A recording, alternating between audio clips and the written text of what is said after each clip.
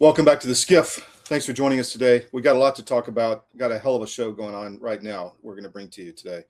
We have a lot going on. In the second segment, we're going to have Major General retired U.S. Air Force Bentley Rayburn, who is the CEO of STARS, Standing Against Racism and Radicalism in the Services, an organization I helped found several years ago, and has been fighting hard to get the DEI out of the services and any radical ideology out of the services, primarily focused on the U.S. Air Force Academy. And we had an event yesterday, or an incident yesterday, actually, that happened Friday over the weekend.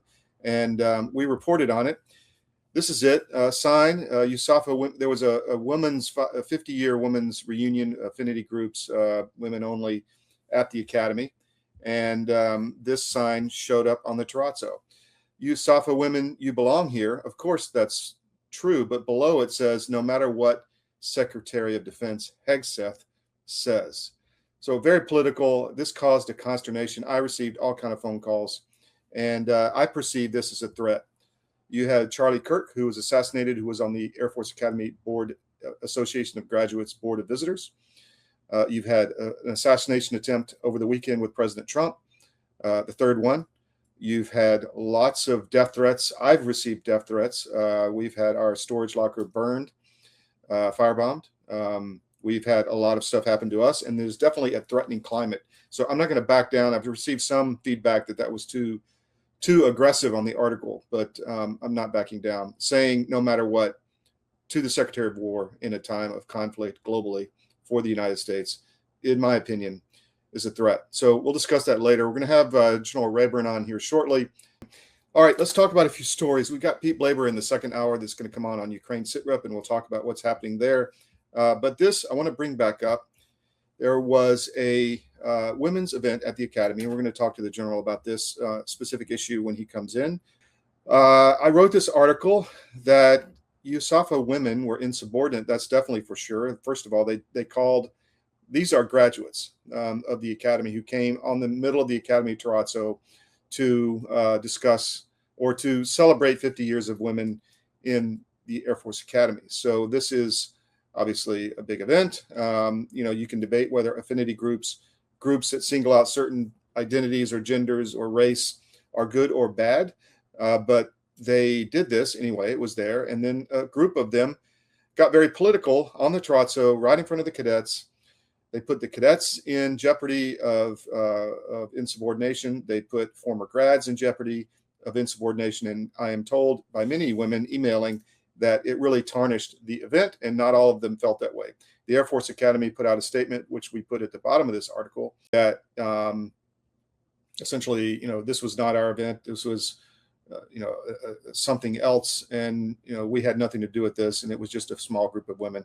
That all may be true, but I felt that the lack of urgency, the lack of anger, the lack of concern about this happening on the grounds of the Academy during the day, during the school year, when cadets were all around. I mean, first of all, this shows incredible insubordination. You don't show that to young cadets. And I just felt it was horrible. So we were pretty strong in this article, and it went viral.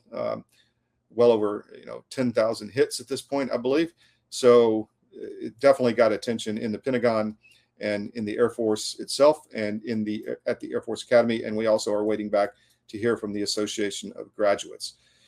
So we're waiting for all that.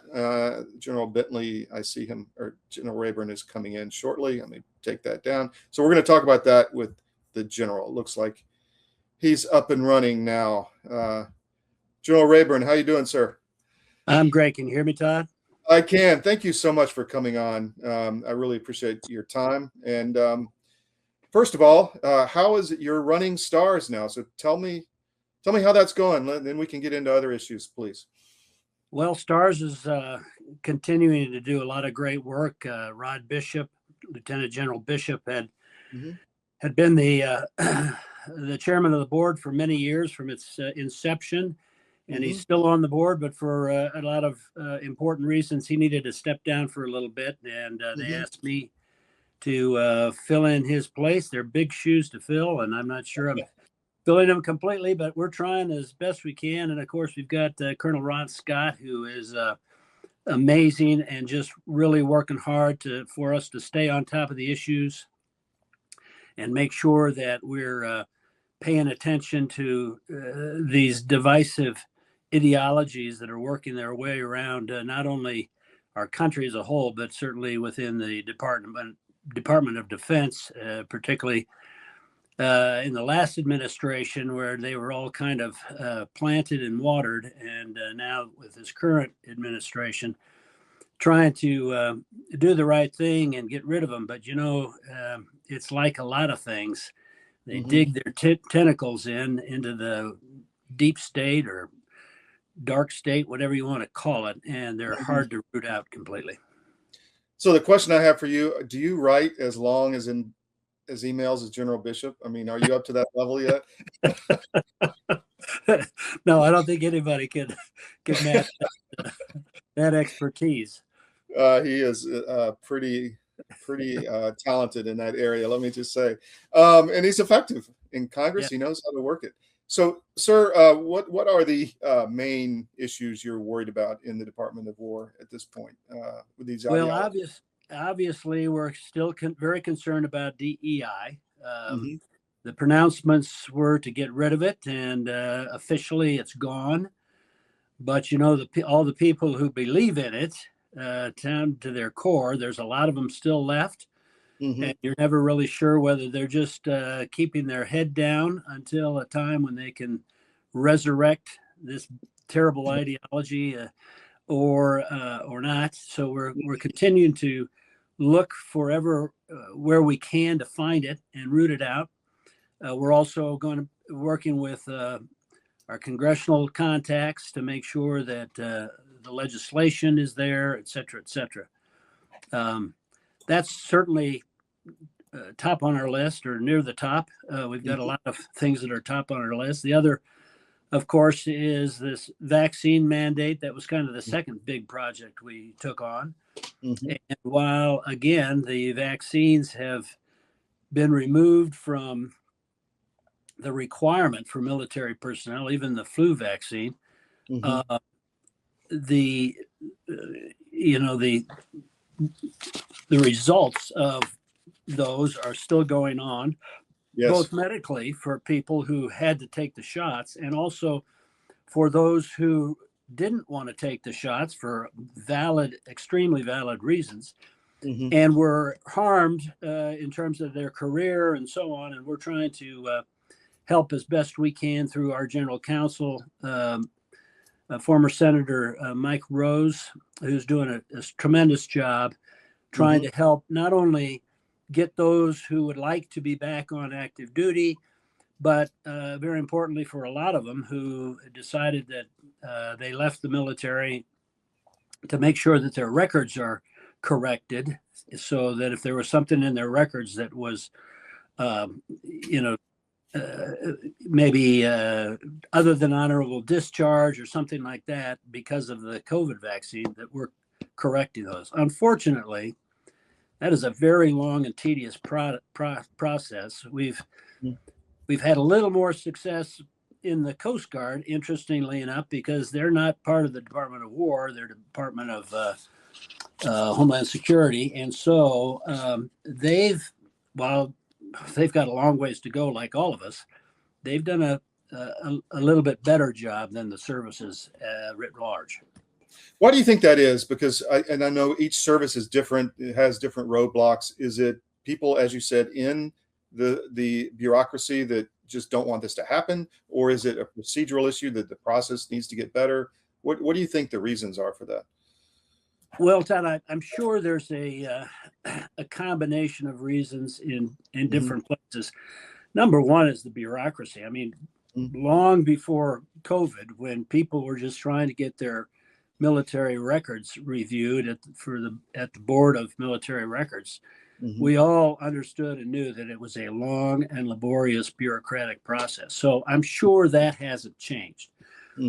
And then you add on the controversies with the vaccines and individual stories about how people were either not allowed a religious exemption, which they should have been, certainly, or whether they had other reasons, and their records show a more confusing picture painted probably by the former supervisors, former commanders who signed it, etc. And so all of those add in to making this a very difficult process for people. Wow. And it shouldn't be. I mean, they should take these cases, streamline the bureaucracy for these particular cases, and get them through, because obviously they're impacting people's lives, and particularly those who want to get back on active duty, etc. Are you getting, are people listening? Is the Secretary's office or the congressional leaders, are they listening to your requests, your involvement? Well, it's hard, it's really hard to say. We have our contacts. We're trying to push our contacts where we can and raise the issue. But we're not sitting in the next door to the Secretary of War's office. And, right. So he's got a lot on his plate right now. Sure. Yeah. Yeah. And while this is an important issue to him, I know this is not something that day to day, he's got so many other critical things with regard to our overall national security that he's put this on his staff, and hopefully his staff has picked up on his urgency. Well, thank you for that. Well, let's talk about what happened over the weekend. And I'll just say I put the article up we wrote earlier, and there's some feedback that was too strong of a title. But my thoughts are we're in the middle of really a Marxist revolution in this country, and especially in the Department of Defense at some levels. There was Charlie Kirk was assassinated. He was on the Air Force Academy AOG Board of Directors. You've had another assassination attempt, the third one over the weekend with the president. You've had a lot of threats, a lot of violence. So when I see a sign that says "no matter what" and it references the Secretary of War, that's why I wrote that title. But what happened here? You probably have a lot more knowledge than me. Well, I'm not sure that I do, but I will say that number one, we've had a lot of great female graduates from the academy. Sure. So this is not 100% of all of the female graduates. It's a vocal, hopefully small minority, but nevertheless a very vocal group. And if we learned anything at the academy, we probably learned, one of the things we learned was what's appropriate and what's not appropriate, particularly on a military base, particularly at your alma mater, who has a reputation and so on and so forth. And I'm wondering whether these ladies who are involved in this learned any of that at all, either here at the academy or in their career. Clearly, it was way out of bounds. It was politicizing an event and getting feedback from other ladies who were there who clearly some of them didn't see the banner until later, and were very disappointed that it all happened, because it brings credit upon the institution for sure. What got me, and we posted the response from the academy, which we want to give them their say, but I found the silence deafening. There was no outrage. There was no like, this is really inappropriate. It was more like, well, it's a small group. We're not part of it. We didn't see it. Let's move on. Pretty typically bureaucratic response. And that's unfortunate. It's also unfortunate that in a group like that,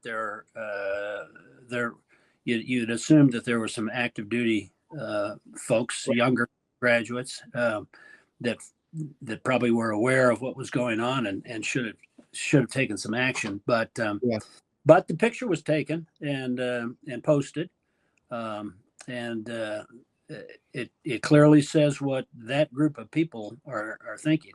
Yeah. That's another issue. There were cadets there in active duty, and they could have been tarnished with insubordination. And there's a lot of things to think through on that. Well, thank you for your time. Is there anything else you want to get out about STARS, or any way people can help the organization? Well, we're just trying to, along with you and so many of our fellow patriots, combat these terribly evil and destructive ideologies that are not only in our military, for sure, that's our focus, but are around the country and in our country. And so we're trying to not only focus on some of these key issues, but also understand how important education is. So we're trying to get, we put together a very good a production called the American Creed, and just trying to help educate people about our founders, the main philosophies and principles of our Constitution, and get that out, starting with groups like the American Legion and VFW and so on and so forth. But we've got a Medal of Honor winner, a wonderful man called Drew Dix, who has a real special heart for junior ROTC and these high school kids. And so that's going to be one of our other focuses, to make sure that where we can reach down and talk to young kids, because as you well know, we've got a problem in this country with our education system. And so we're going to try to do as best we can as in our organization. But people can look us up, STARS, that's with 2 R's, STARRS.us. Visit the link and sign up for our newsletter. Well, Drew is fantastic. I've interviewed him, and he's got it's not a museum, it's some kind of activity center in Colorado where he brings in young people. I forget what it's called, but he's very good at that for sure. Anyway. Yeah, he is, and it's the Center for American Values. It's down in Pueblo. Yes. It's amazing. Pueblo's a fairly small town, and yet they probably got the most Medal of Honor winners per capita of any little town in any city in America. So it's a wonderful place, and it's a great organization that Drew is obviously very involved with. General Rayburn, thank you very much. I'd love to have you back down the road as things progress, but I really appreciate your time today. Great to meet you finally in person. Take care. Yeah, it's great to have time with you, Todd. Thank you. All right, take care, sir.